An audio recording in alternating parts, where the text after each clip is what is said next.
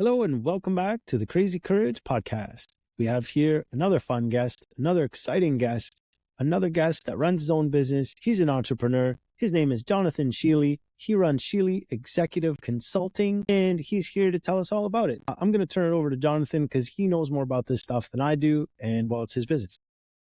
Awesome. Hey, thanks for inviting me, Nick. Yeah. So Scheeley Executive Consulting, it can be kind of confusing because even though my company's name is consulting, I'm a business and life coach. Generally, the distinguishing factor between the two is that a coach is going to come alongside you and help you and tell you things and be more of a guide figure in your life. Consultant generally kind of embeds themselves in your company and does work right alongside you. And okay. I don't mind doing that with people depending on the project, but I focus on the coaching. It allows me to stay neutral without having really deep responsibilities in day-to-day operations. It allows me to stay wide in my perspective as well as I try to help lots of different kinds of companies in different areas. So yeah, it's been a great time figuring out even what that looks like. I tell people that I want to work with people that have companies that have a leadership team. I think that's important. 3 to 6 people can accomplish a whole lot more than a solopreneur. Not that I have anything against solopreneurs. Not that there's anything wrong with companies that have single persons at the top of the food chain. But I prefer to work with teams because it's more sustainable. I get a lot more joy out of working with teams. And so leadership teams of 3 to 6, and then the monetary bracket that I work with is companies that are making a revenue of 1 to 15 million in US dollars. Okay. There's some reasons behind that. If you're under $1 million, you're in what Dave Ramsey calls the treadmill stage, where you're really just trying to make ends meet. You're not really figuring out what is working yet in your company. Over 15 millions and financially, I'm out of my depth. So I'm passing you off to someone else who can really help you with the more tricky versions of business at that level. But that's a sweet spot. 1 to 15 million, you have a lot of potential. Yep. You've come through some things. You're probably a little bit older of a company. Business age is really relative as far as what's old. You can go through a 10-year cycle and still be a young company, or you can come through 10 economic turbulent years and be a really old company. So that 1 to 15 million really helps with the revenue. My final formula, if you want to say, is I want you to already be a growing company as far as your mentality. I'm not in my role as a coach to help people just make lots of money. I want to help people have what I call the double win. You want to win at work and succeed at life. And they go together. So that's why I'm both a business and a life coach. I teach personal productivity and how to effectively set and maintain personal standards and growth goals alongside business standards and growth goals, because they're two very different things and they come from a different place mentally and emotionally. But I love doing both because a lot of times small and medium-sized businesses, they're run by people who know each other really well. And so things get emotional, things get tense, and it's important for people to know that they're growing alongside someone who's also growing. That's the perspective that I use when I'm choosing clients. I'm not particular. I'm not at the point where I can just turn away anyone just because I don't like them. I'd love to be bigger and that kind of thing. But at this point, those are the people who I prefer to work with. Those are the ones who get preference. I mean, and I expect you'll have a higher level of success working with those kind of clients because you can relate to them better. Yes. And part of that has to do with the characteristics of companies that are in that niche. You're not probably going to be in a very complicated business if you're in the 1 to 15. You might be, but you're probably not. So that rules out a few industries where the overhead is a lot larger. Because it's revenue of 1 to 15, not profit of 1 to 15. Yeah, that rules out like most financial institutions are not for me because they're doing a lot bigger revenue than that. Most manufacturing companies are not for me, because they usually do a lot more money than that. And sometimes those are the companies that need very specific industry coaches as well, which I think is good. I think it's important to have industry specific. I'm not industry specific. My background is in higher education, and that translates in some ways to business, but more from I saw it happen the wrong way than I was able ever to do it the right way. Perfect. Yeah. Different kind of experience. You've seen a lot of lessons. Yeah. A lot of don't do this. That's Exactly. fantastic. Do you have specific, now you said you're not industry specific, but do you tend to lean towards any industries in particular? Not really, not at this point. I haven't been doing it for a super long time. And so my clients kind of come in waves. Basically, it's connection groups, right? So it's networked connections that end up having had a good experience with me, suggest me to someone else. I do have a couple of like CPAs and bookkeepers. That's a different level of financial management. It's not like insurance, and it's not portfolios and such. So bookkeepers and CPAs, service-based institutions, I work really well with because the principles translate directly, and they can make some really easy pivots in their businesses because it does rise and fall on leadership. So I like working with trades companies. They usually are leaving money on the table because they don't know how the business components are structured. They're really good at the trade that they're good at, and they enjoy that. But if they just make a few tweaks here and there, they're just good at what they do, right? The business side of things tends to be something that's very secondary for them. They avoid it as much as they can from my experience. Yes. The guys coming to do your plumbing, to do your landscaping, to do the drywall, whatever. Those guys are really good at what they do. There's no doubt about that. But I think you're right. They probably do leave a lot of money on the table because they're just not maximizing their marketing, the admin. They're just barely touching those things and doing it kind of as needed. But they need someone like you to maybe just show them the light, I would think. And that's really what I love about what I do, is the aha moment. When you're trying to work with someone who's frustrated and they're stuck, and you just lay things out simply enough for them that they're like, this doesn't have to be the next 15 to 30 years of my life to feel this way. And that's very rewarding for both of us. And I'll tell you, like, for the guys in the trades, I would think that there's an incentive to, it's fun to start off as one guy doing all the hard work, but your body's going to get older. Yeah. Those guys that are doing the roofing or the landscaping, the stuff that's a lot of intensive labor, it's great. You can make like really good cash at it for a good number of years. But if you don't have any kind of plan to grow and sort of be in charge of people, have a team working under you, your body's going to get old. I mean, that's not the only reason. But I've seen these guys, they work hard and their bodies just suffer so much for it. And I'll tell you, just roofers, I feel for those guys. They might as well be standing on the sun some days where it's just so hot up there on the black asphalt shingles. The sun's beaming down and your body just can't take that forever. So no, I figure you need some people working under you. You got to be able to manage a team to get the most out of your business. And what I like to do too is I like to show how business can be diversified in operations as well, to rotate teams. There is a real important necessity in being very, very detailed and skilled, and that only comes with precise repetition. But there's also something to our brains and our bodies needing a break and then coming back to it. You can rotate business operations where maybe one day you got the guys on cleanup duty and the next day they're laying. Well, they're very different work, and you don't always have the same team depending on the size of the project and stuff like that. Sure. I love that there are incentives right now, especially in the Midwest, for trades to get back into apprenticeship programs and work like that to get the young ones in. And the young ones got to see the heavy lifting stuff so that they understand what they're getting into. But they also need to see the rewarding stuff with the precision projects and not just the brute labor run. Do you offer different levels of services? Absolutely. So I teach 6 core components to the business side and 2 or 3 components on the personal side.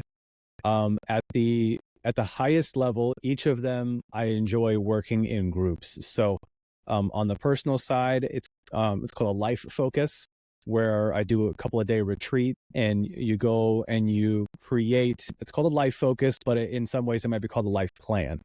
And Okay. there, a lot of people have promoted these over the years on how and different tools. And this is kind of a rolling life plan. So you're always looking 10 years ahead instead of like, I'm counting down the days, in the next 10 years, and then I have to do it over again. And so I try to teach people that in a group setting, because I think that the collaborative effort in that learning space mentally is really important. But that's also somewhat of a retreat, because you need to be relaxed and you need to be thinking, you need to have deep think brain on and not tactical brain on. And so that's a very high level on the personal side. On the business side, I teach what's called the business on a mission. And that's a group setting presentation as well. And I love to do some events virtually, and I enjoy doing it in person when I get the invite. And that is really kind of saying that the whole point of business on a mission is that you can do something more with your business than just let it run your life, let it run your day. And for owners and for leaders, it kind of gives them a glimpse of what business can look like if you get some of the other components to business down. Now, I really focus myself on leadership. So it's leadership development training. I enjoy the one-on-one conversations, but those are more of an investment for you. So the group settings really help, because you can pay less and get a lot of me plus the insights of other people as well. I'm starting actually in January, I'm starting a mastermind group called Growth Club. And that's going to be a more intense of a group, but it's going to be a small group. And so I'm excited about doing that as well, because there's extra accountability on doing the mastermind tool with working with the same 5 or 6 people for, 10 months. And there's a lot of growth potential, I think, in the 10-month time frame. And those really are dialed in that stage. So I'm excited about that. Most coaches and consultants, they kind of do a month-by-month retainer model. I really don't want to do year-long engagements, because I focus on the leadership, the top end. I really only want to go maybe 4 to 6 months.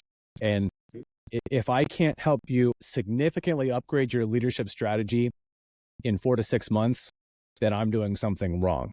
Now, if we need to do some more work on top of that 6 months, that's in sales, marketing, operations, that's separate from the leadership component, that's fine. I absolutely will do that again.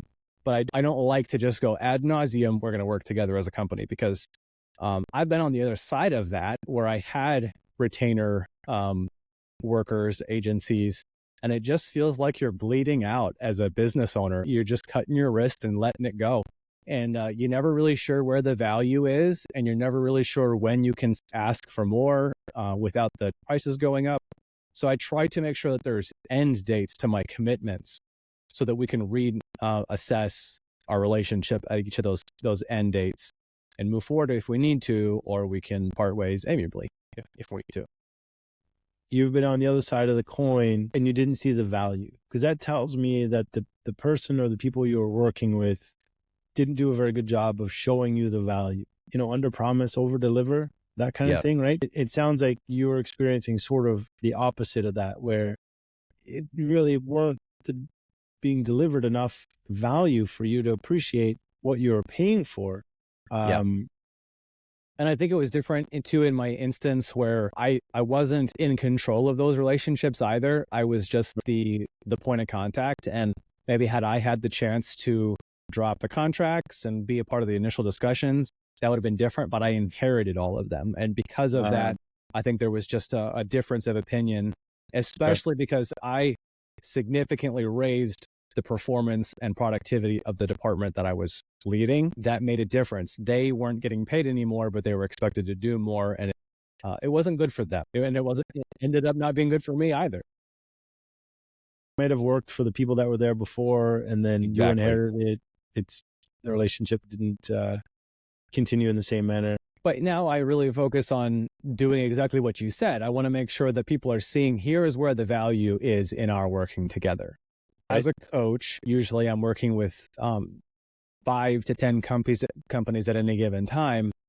I'm seeing the same problems in your company as I'm seeing in all these other companies, and I'm able to do that A/B testing on how things work with less risk to my business, and I can bring those learnings over to the other businesses in ways that you can't have done. You couldn't have done if you had wanted to. You can be a really forward-thinking business leader.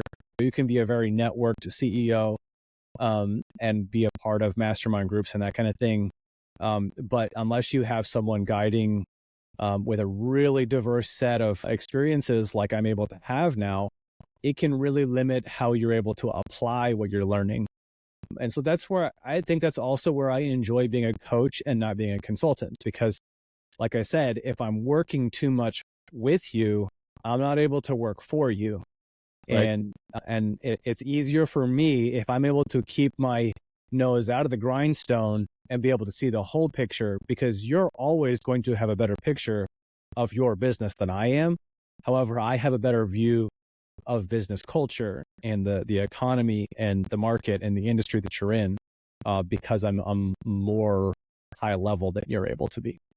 Yeah. And I think you hit it on the head there with the high level. I think it makes a big difference whether you're in it or you're someone who's on the outside looking in, right? When you're in it, it's tough to see the forest for the trees. Yes. Whereas when you have a coach, someone who's coming in from the outside, fresh perspective, no emotions tied to processes that were put into place before, whatever you've got going on, this person can just say, hey, look, this doesn't work. You shouldn't do this. Or you should do this because this is what works, in other similar companies or businesses in your industry. One of the key benefits that I can provide is give people a timeline for the priorities that I see as well. Of course, right. Because I can look at these situations and I go, if I were you, I would change these 9 things, but you have to change these 3 things first, because nothing else will be benefited if you don't do these things. And that's the kind of perspective that the other leaders, they may know all 9 things that I suggested should have been done, but they're not sure which ones should be done first, and the cascade effect of doing it. Whereas I can do that with the kind of broader experience that I've. And again, it's the experience that comes in and the high level, and working with other businesses. You've A/B tested this stuff in other companies, and you're just bringing your results to a new business in a company. Say, hey guys, look, this is what works.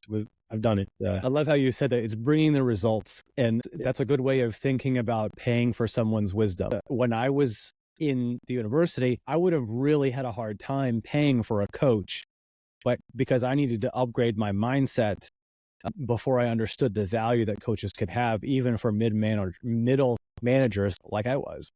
And that's where the personal side of my business is really helpful as well, because even if I'm not working with CEOs and the C-suite leaders, I can work with middle managers who are still trying to figure out how to be a leader again, or for the first time. Because there is a difference between getting promoted as a proficient line worker and being a leader of other line workers. It's not the same role. Like, being a leader is a separate job description.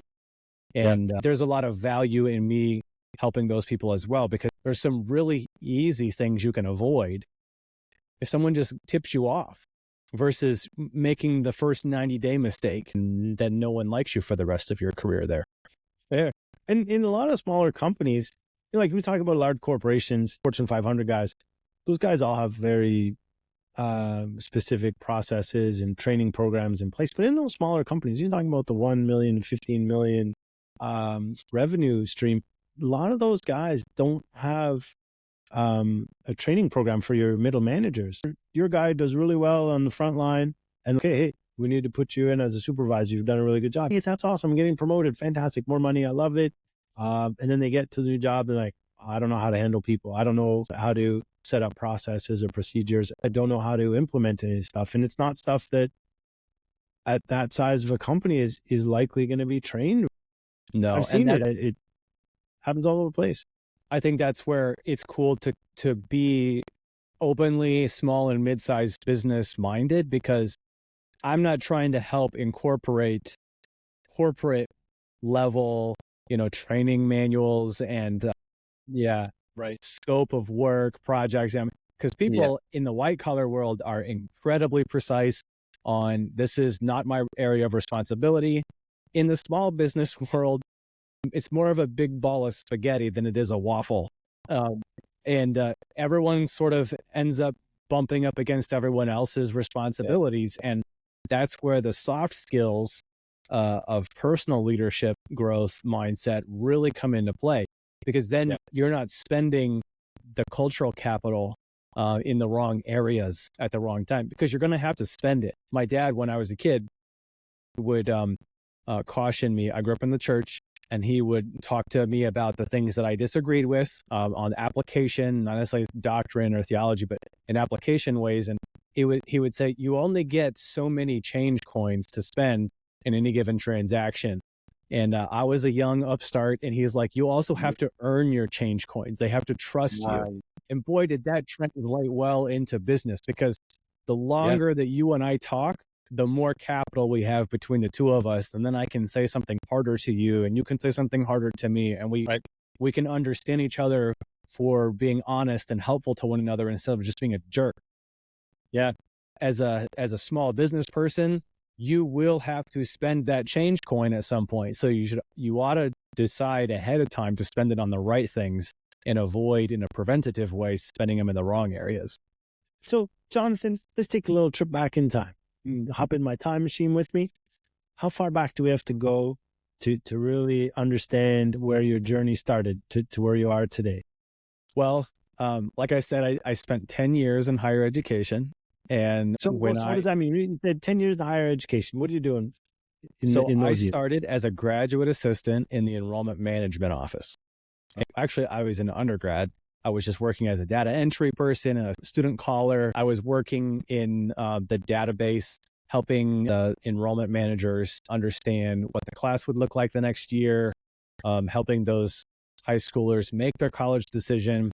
And I enjoyed the people work. I was able to travel a bit. And over the course of my 10 years at Maranatha, I checked off 39 states. And so that was a huge bonus as a pro. But I got to the point where I had a good relationship with the then vice president. And so when I went to grad school for a pastoral degree, the grad assistantship allowed me to have my seminary training paid for if I was in the office. And so I was sort of a 3/4 time student and a 1/4 time employee. And then about a year and a half into doing that, I was just absolutely toasted academically. I was reading and writing and working. And I was like, man, this has got to stop. At that point, I was married. My wife was a teacher. She was teaching English to juniors and sophomores. And we just needed to step back from the busy of doing like 4 things at the same time. So she decided to stop coaching. I decided to stop being a student. And so I went full time in the university. At the same time, there was an opening in the director of admission role. Well, the director of admission role was much paperwork, the processing, making sure that the correct students were going to the correct academic unit, financial aid. But what I ended up doing was acquiring the responsibility for the director of student recruitment job as well. And so it was like wearing 2 director hats. And it was a nice pairing, because I would catch them as we first collected their information and then as they applied to the university, and help them all the way into classes. It was a really fun role. What I found about 5 years in was that by that time I had a son, and I was, wanting to be home more, not be on the road near as much. But I also found that the university wasn't doing as well in the marketing space and in the lead generation space. And so I actually was able to suggest to my boss, actually to the CEO, I should make a switch with the director of communication, and he should come to my role in admissions and recruiting. His last kid had graduated, so he was okay with traveling. He was an empty nester, and I was wanting to stay home more. So it was a good switch, because internally that wasn't a hard thing for me to do. I went from doing lots of data, lots of traveling, and lots of speaking, to office of the president in communications and marketing role. And that was so much fun. So I did that for almost 3 years, and it was just a blast. Some things happened within the university that there was a shuffle of responsibilities and leadership. And then my new boss came, my mentor for the whole of my professional career. He retired, and I'm thankful he was able to. But his replacement and I didn't really get along that well for a host of reasons. And so I decided to resign first. And then I decided to get into a different career because I applied for a bunch of director of communication roles in corporate spaces. And I only heard back from one. I applied for 200 jobs and I only heard back from one. And so that gave me a little bit of an insight into how what people say about the job market being hard. That's what they meant, is that people just didn't even respond. So what I ended up doing, I gave them a 6-month, this is my 6-month notice, more than enough time to help me close up with fidelity and with integrity, and also gave me a time to figure out what in the world I was going to do. And as I was sitting with my wife, we were talking about it. I was like, you know what? I enjoy the component of my job where I was teaching marketing to the academic unit leaders. So the School of Business, the Department of Humanities, they all had a hand in their own marketing, but none of them had any idea what marketing was. So I was doing a fair bit of teaching. And so I was like, man, I love that. Like I could probably do that the rest of my life. And so I kind of like was reading all the cards at the same times. And I was like, hey, babe, what if I just started my own business? And we had lots of conversations about it. I had been a follower of Donald Miller and JJ Peterson from Business Made Simple and How to Build a Story Brand for 5-6 years at that point. And the Michael Hyatt company, now is Full Focus company. And so I decided to get my certifications through both of those companies. So I'm double certified to be life and business, and just kind of launched out. And it's been a trail of published is better than perfect. Just get out and do it and talk to people and fail a little bit or a lot and learn every time you fail. And that's been the trick. I always enjoyed the people part of what I'm doing now. My education, both of my degrees are in theological studies, and that's research, writing, speaking, translate really well into what I'm doing now. I'm still very involved in my church. But that allowed me the skill sets, the soft skills as well, to be able to step into a coaching role and have a network that's national, because I have been all over the place. I wouldn't say that it was an easy pivot, but it was a logical pivot. There have been illogical days. Your feet hit the ground in the morning after getting out of bed, and you're really excited for the day and energetic. And by the time you put your head on the pillow, you're like, what in the world am I doing? This is the craziest thing ever. But you know what? I love the chase of it. In the middle of all that, my wife decided to resign from teaching, and she wanted to be at home with both the kids. Okay, so I guess you're going to have to figure it out fast. And that's motivation for sure. Yeah. And so it was like, you can either fail in a short amount of time, or you can fail in a long amount of time, but let's fail in the business stuff and not on the life stuff. So it has been an absolute joy to be at home and to reacquaint myself with even myself, and having some more reflection time and realizing how the corporate structure and the machine that is higher ed had affected my personal values and how I lived them out, and to be more honest with people, less diplomacy involved in coaching than there was in the higher ed world. It's been 6 months since I've been on my own, and I'm just loving it. It has been one of the weirdest, hardest, best decisions I've made of my life. It's what I hear. Yeah, being an entrepreneur is hard, but people seem to love it. It's scary. There's a lot of doubt. You're unsure about what's going on day to day, but people love it. If you do that kind of thing, you're built for it. It's bigger than yourself. You can't ignore that calling or that pull to doing it. You just have so many ideas in your head, and you just have something that you just need to put out there. So 6 months, Has it been 6 months? Has it been going well? Yeah, it is. I've got clients. I've got clients that have proposals that need to sign their contracts. I mean, Nice. I was lucky enough to have had a pretty good network of people that I already knew would be probably good fit for what I was doing. I've made it through that list, and now I'm making new acquaintances. And the new acquaintances is a lot of fun. Like I enjoy the finding out how unique and very specific and sometimes lucrative small businesses can be. They're just real. I mean, in America, about 65% of the GDP is small businesses. And it's kind of hard to fathom that because our Small Business Administration identifies that as a company with with 250 employees. So there's a lot of companies out there with fewer than 250 employees. It feels like a bigger company than you think if you have a lot of people like that, but it's not a corporate structure. It's no Apple or Google. Fair. So it still is the principles of business for a small company with 4 people are the same principles of business with 250 people. It's just levels of complexity in the application. The more people that are involved, the more precise you need to be in your communication. And the more people that are involved in the workforce, the more the owner, founder, CEO ceases to be a producer in the business and has to be more of a producer of business to the business and communicator within the business. And I love working with CEOs on that component as well, because sometimes they're entrepreneurs just like me who enjoy the thing that they're doing.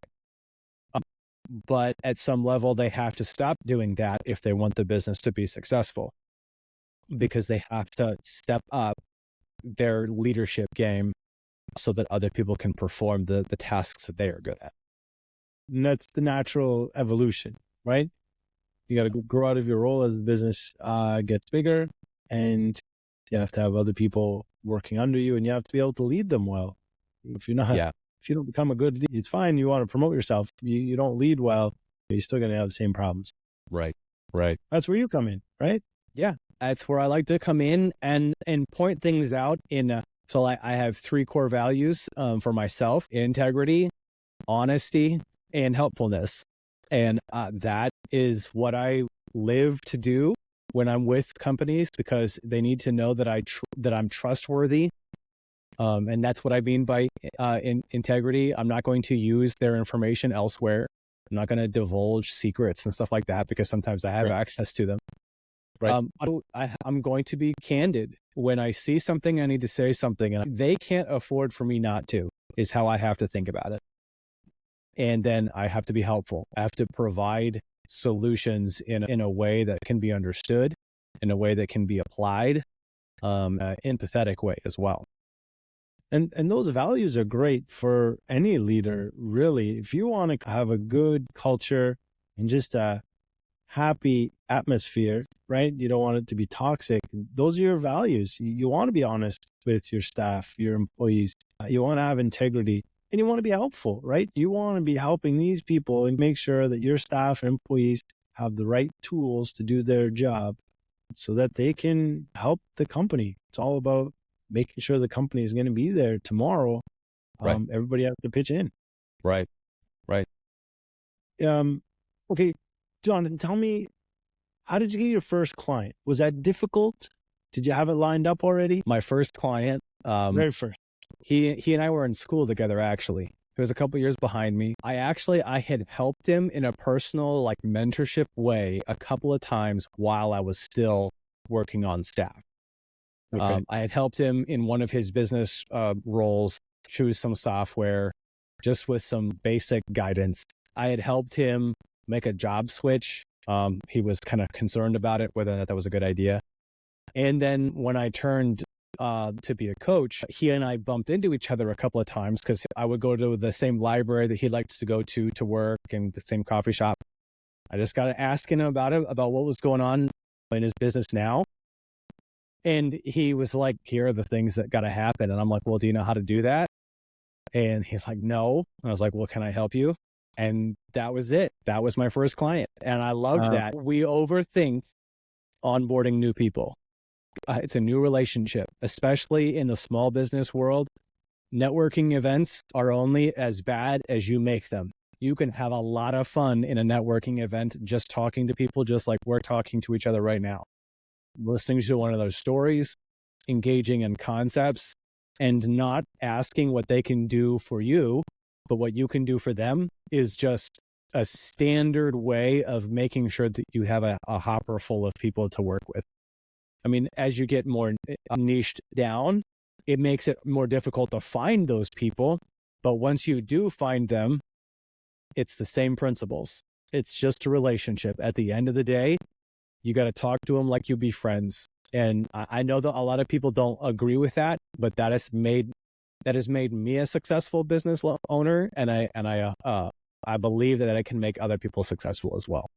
I think when you're saying being friends, and that people might disagree, you're not necessarily hanging out with these people, going to Disneyland.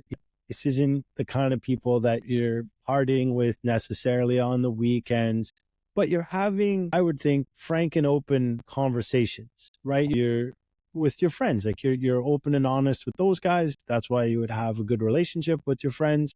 Well, it's the same thing you should be doing with your clients. Same as you were saying with your 3 core values: integrity, honesty, and helpfulness. Well, that's all you're doing when you're having with your friends as well, right? You got to be able to treat people coming from those values to maintain that friendship. Well, that's the same thing in business. I feel like that's what you're talking about.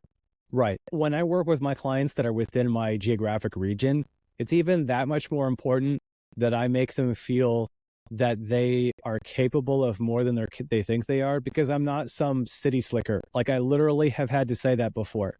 Like, in these small town America companies, they're very proud of being rural.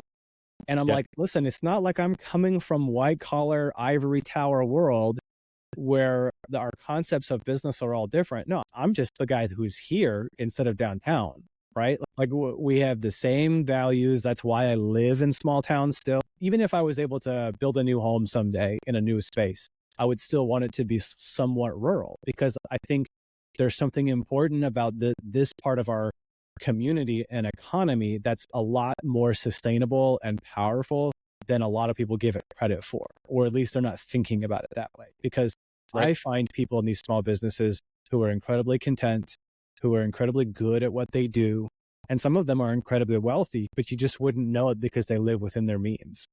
And it's a beautiful thing, right? I guess where I was going somewhere with that is, like, when you live in a small town, everyone sort of knows everyone. So my town is 25,000 people. So it's not like I know everyone, but everyone knows the person's style that you are, right? We all live in the same small town. We all have the same one Walmart to go to.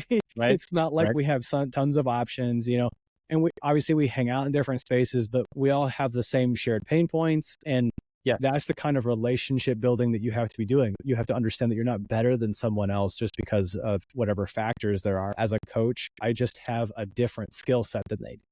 My skill set is nowhere close to some of these tradesmen that I get to interact with. I love the idea of doing a reno on my house. There's no way. I'm the exact same guy. I have so much respect for these guys that can walk into a room and be like, oh yeah, we'll just take down this wall. We'll put up something over here, put in some plumbing there, and we're good to go. And I'm looking at these guys and like, how do you even visualize these? Like, I would love to have that skill. I do not have it. These hands, you probably can't see them very well. These are office hands. No calluses on these. I'm not good at that stuff. I wish I had like the mental fortitude to be able to do it. It's just not within me. It's not how I think. I'm in a bad spot because I can visualize it. I just can't do it because I grew up with people who could, right? And then I would be their brute labor, right? Like, if I'm going to hang out with my guys, I'm going to go do this reno or whatever. And so I know what it's like. I just can't do it. And I don't have the patience to be as precise as they are. My father-in-law was a union painter for 25 years. And let me tell you, when he paints a bathroom, it takes him like 7 times longer than it would someone else because it has to be perfect. But if I painted the bathroom, I'd get it done a lot faster. But I'll tell you, it wouldn't be perfect. I don't have the patience either. That might be the other thing. I wouldn't even know where to start. So yes, tons of respect for contractors. Those guys know what they're doing. I think a lot of them, like you said, just need some help with the business side of things, which is great because that's where you come in and you can help them get to where they need to be successful, and really just take advantage of all the skill and expertise and experience that they've got behind them to to put some money in their pocket, have something to retire on. Really, a lot of these guys aren't really trying to be filthy rich or anything like that, but it'd be nice if they had some good income and a nice revenue and build some kind of business that they can sell or pass on, instead of just a one guy operation where he's like, well, I'm going to retire now, and that's it. You just stop working. You haven't actually built a business or something tangible that could be sold, and you don't have an asset. You don't have anything that you can pass on. One of the things that I really find joy in right now in this stage of business is connecting people as well, because there's so many people who connect with me thinking that I can help them on a specific thing, and I don't have the skill for it. And I'm totally fine with saying, no, that's not really me. But because of my experience with certification and stuff like that, I have access to all kinds of people who do have those skills. And so like I'm working with M&A specialists, I'm working with accountants, I'm working with really deep like legal things that with someone else's skill, I can help guide them through. Like I'm not even making the money, I'm just helping them find the right people. And I enjoy doing the handoff because they trusted me with their problem. I just don't have the solution for it. When I hand them off to someone who does have the solution, they will remember that I actually did give them the solution. It's just not me that's delivering. And then I have just earned that person's respect too, because I didn't sell them a load of goods that I didn't know how to do. Yeah. And that's been fun for me too, because some of these guys, your illustration with the owners, they don't know how to sell their company because they've never been told they can sell it. They just stop working, like you said, and they liquidate their assets, and that's their retirement. Right. If they just understood that if you could have 5 or 6 years worth of books to prove and a nice book of business, boy, your business is actually worth quite a bit of money. And there are people out there who will acquire your business for way more than your liquidated assets. And that sometimes just someone saying that is all that needs to happen. And a lot of times that's the reason why they'll work with me too, so they can have a really great last 4, 5, 6 years. And that makes their business significantly more desirable to the buyer. I would think that's the case for sure. So Jonathan, where do you go from here? What does it look like down the road for you? I can't not work with people like on a team. This is not going to work for the next 50 years. I can tell you that. As a 31-year-old, my vision for this was non-existent 5 months, 6 months ago was like the first time I had this thought. So it's taken me a little bit to identify what I want my next 15 to look like. But I think the next iteration of business would be having more industry-specific coaches and consultants come on board in my company. So that I can help.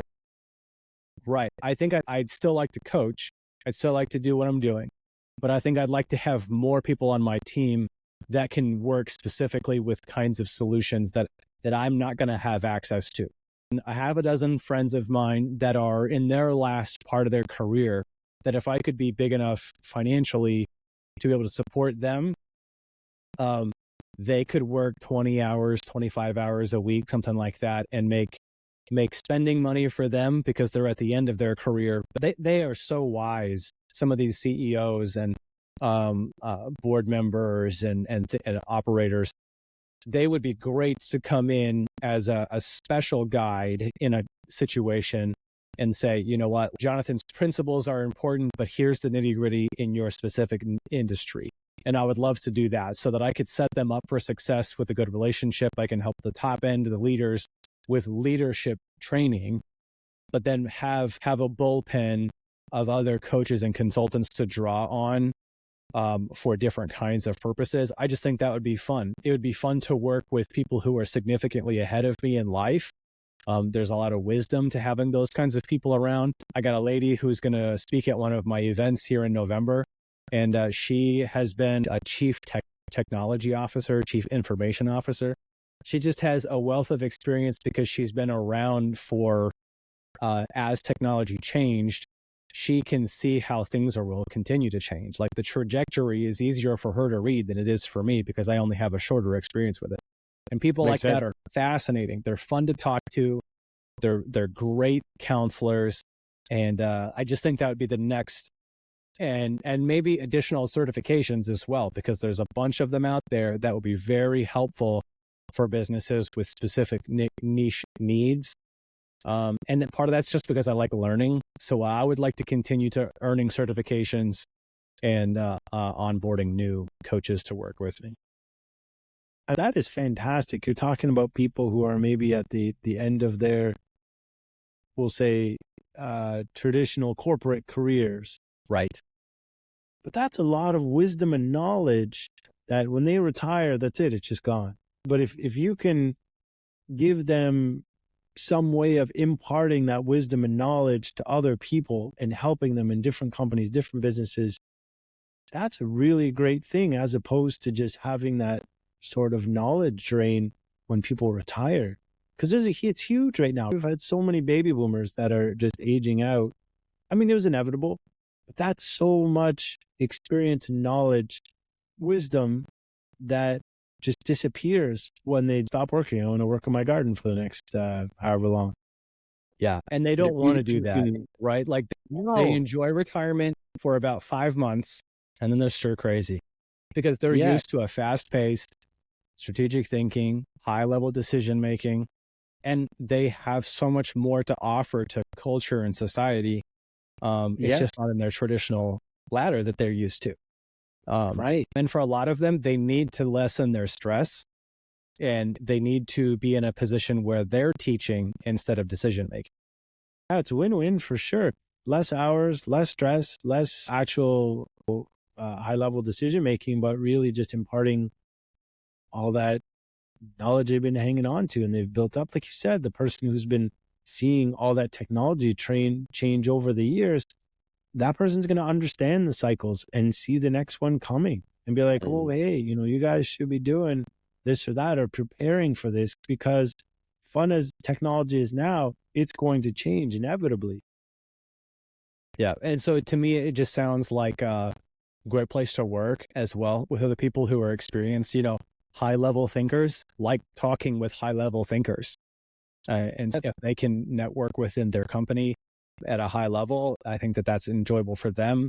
Obviously, I'll benefit massively from their experience, even in my own career, as I make decisions and move ahead and stuff like that. And I think I would enjoy acquiring a secondary business at some point to be able to prove the principles as well. I think there's something lacking in my resume that I've never owned my own business other than myself.